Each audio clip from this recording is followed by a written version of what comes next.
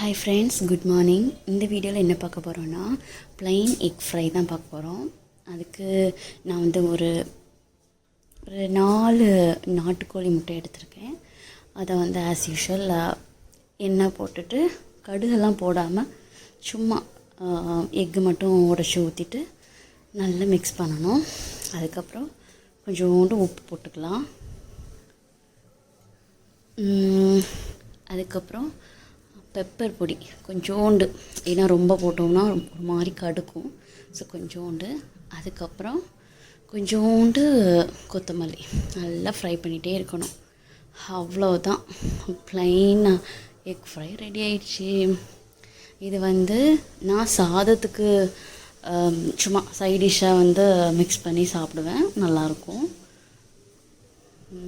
பேபிஸ்க்கெலாம் இது கொடுக்கலாம். வேறு என்ன, நார்மல் எக்கை விட நாட்டுக்கோழி முட்டை வந்து கொஞ்சம் ஹெல்த்தின்னு சொல்லுவாங்க. ஸோ இந்த மாதிரி நீங்கள் ட்ரை பண்ணுங்கள், செம்மையாக இருக்கும். ஓகே, அவ்வளோதான். நெக்ஸ்ட் வீடியோவில் பார்க்கலாம். பாய்.